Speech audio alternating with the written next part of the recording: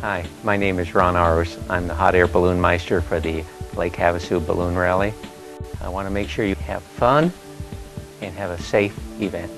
First thing I do is I'll go ahead and take a look at the wind, the direction of the wind. And if I'm unsure of anything, then I'll go ahead and set up a pie ball, which is just a helium balloon, and take it up, let it go, and see what directions the winds take that balloon, so that I know what directions the winds are going, both on the surface and up in the air. The result of that information is that I'll know that if I could climb 100 feet, for example, that I can turn to the right. If I climb to 150, I can turn slightly back to the original direction. And if I go up to 500 feet, I know that I might even get a wind going, bringing me all the way back.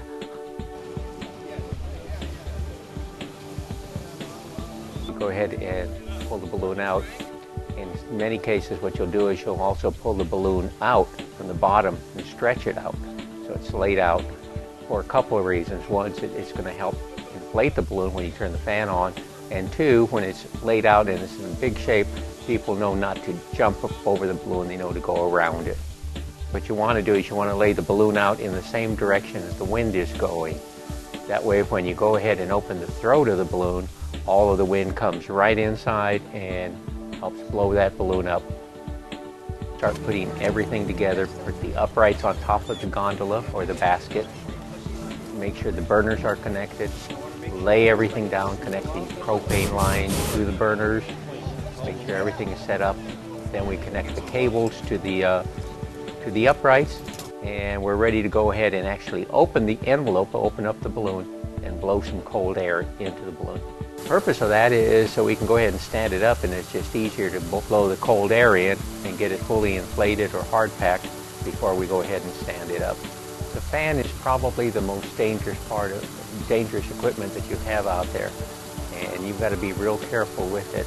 You got to keep somebody on the fan. It's actually called the inflator, and make sure that that inflator is there and that nobody is coming by with it, especially if they have jewelry, long chains, or if they have long hair, or a scarf, things like that that can get into the fan and can actually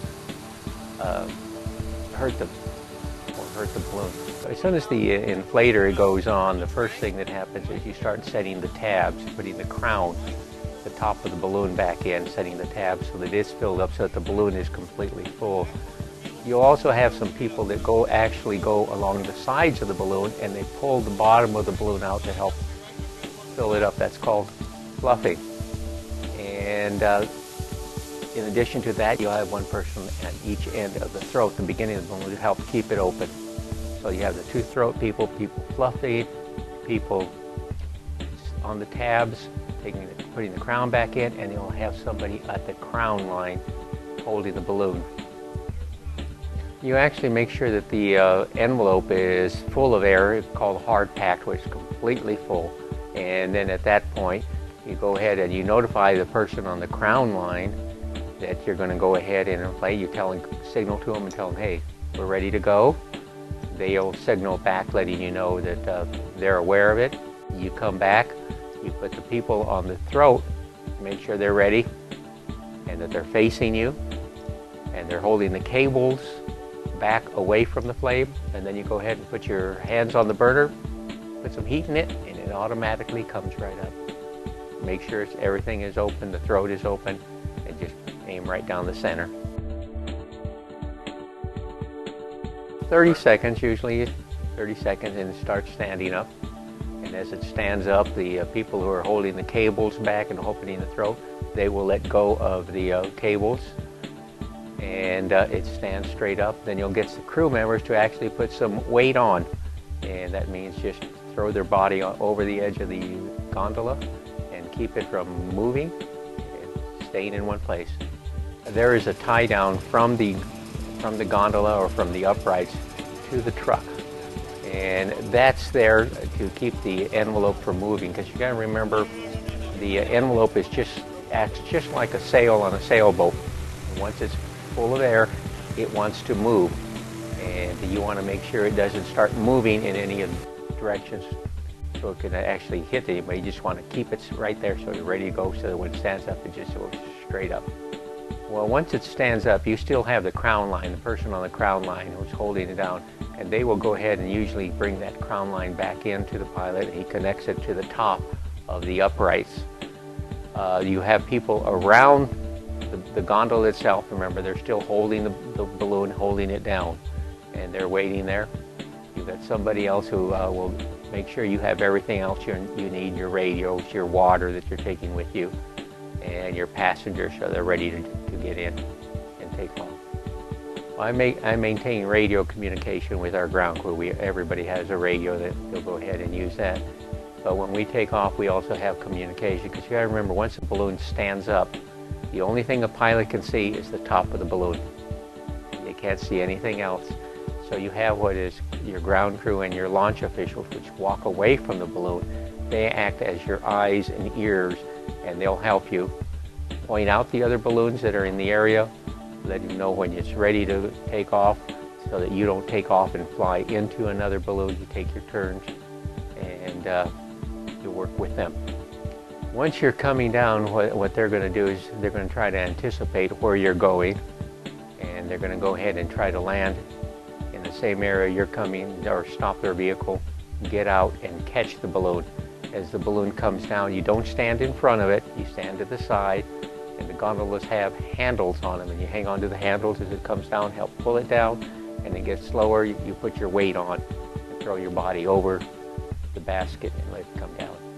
Once a gondola is down on the ground, then you go ahead and lay out a tarp, and you go ahead and pull the crown line out. You disconnect it from the top so they're ready to pull it out. You turn off your propane tanks.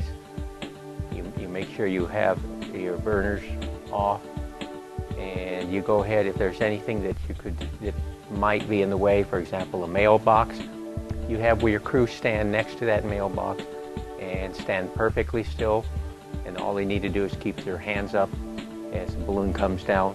Make sure they're not walking around, because if you walk you can actually step on the balloon. You want to make sure you don't do that, so again, you stand still, just keep your hands up, keep it away from the mailbox, and that's pretty much it.